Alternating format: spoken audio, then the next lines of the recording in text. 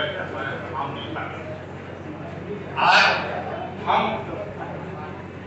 श्री स्वर्गीय कर्पूरी ठाकुर जी और मधु दंडोते जी का जो है जन्म शताब्दी समारोह मना रहे हैं।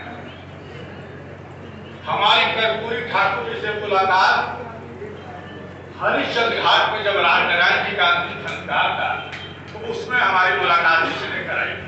और मधु दंडोते जी से तो समाजवादी थे, हम लोगों की बहुत अच्छी मुलाकात रही है जब वो वित्त मंत्री रहे या रेल मंत्री रहे। और कर्पूरी ठाकुर जी ऐसे नेता था जिनको जननायक कहा गया। फटा कोट पहन के चले गए विदेश में तो वहां के राष्ट्राध्यक्ष ने जो है उनको जो है एक नया कोट सिलवा के दिया था। मैं बहुत तस्करा करना नहीं चाहता, बात लंबी हो जाएगी, अरविंद सिंह जी ने पहले ही हमसे कह दिया है। तो मैं कहना चाहता हूं कि हम सबसे पहले बिहार सरकार को सलाम करते हैं, धन्यवाद देते हैं कि बिहार सरकार ने सबसे पहले जातिगत जनगणना कराई, उसके आंकड़े जारी किए। तमाम सांप्रदायिक ताकतें और मनुवादी ताकतों ने इसका विरोध किया कोर्ट में जाकर के, हाई कोर्ट से लेकर सुप्रीम कोर्ट तक, लेकिन वो कामयाब रहे। इसलिए हम बिहार के समाजवादियों को, समाजवादी नेताओं को और नीतीश कुमार लालू यादव जी को धन्यवाद देते हैं कि आपने जनगणना कराई, उसको लागू किया। और जातिगत जनगणना एक राष्ट्रीय मुद्दा है, ये किसी जात के लिए नहीं है बल्कि राष्ट्र के निर्माण का मुद्दा है। हमको याद है 2010 में माननीय मुलायम सिंह जी ने पार्लियामेंट में कहा था कि जाति समाज की एक गंदगी है, इसको ढकने से काम नहीं चलेगा, इसको कबूल करना होगा और उस मैल को धुलना होगा। आज इस बात की जरूरत है जो उन्होंने कहा था, और उन्होंने कहा कि संविधान ने हमें इसके लिए रास्ता दिया है और संविधान ने रास्ता दिया है। हमने तो सुना है बचपनों में कि भारत कृषि प्रधान देश है, भारत गांव प्रधान देश है, लेकिन ये सच्चाई है, ये हकीकत है कि भारत एक जाति प्रधान देश है। जब लोकतंत्र को खतरा हो, संविधान को खतरा हो और सामाजिक न्याय को खतरा हो तो फिर हमको आगे आना होगा।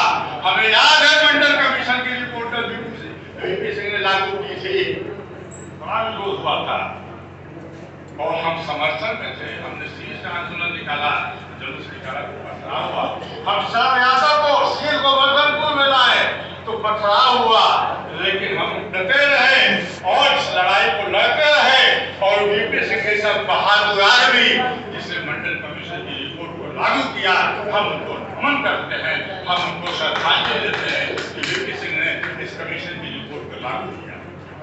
मेरे दोस्तों, मेरी बात लंबी होती चली जाएगी क्योंकि समय नहीं है, लेकिन जातिगत जनगणना पूरे देश में होनी चाहिए। आज हिम्मत बढ़ी है, ताकत आई है कि जातिगत गणना में जो पिछड़ी जातियां हैं, कर्पूरी ठाकुर जी ने तो बिहार में दे दिया, वो तो रिक्शे पे चला करते थे, उनकी बात पर चर्चा की जाए तो लंबी हो जाएगी, उन्होंने तो दे दिया।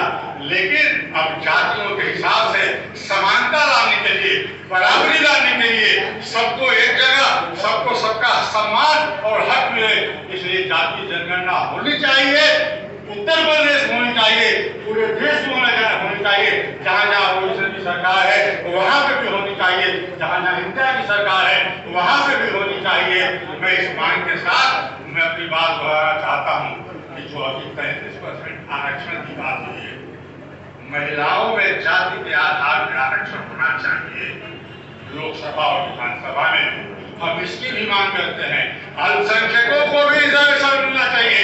जब अल्पसंख्यकों की बात आती है तो सारे लोग खामोश हो जाते हैं।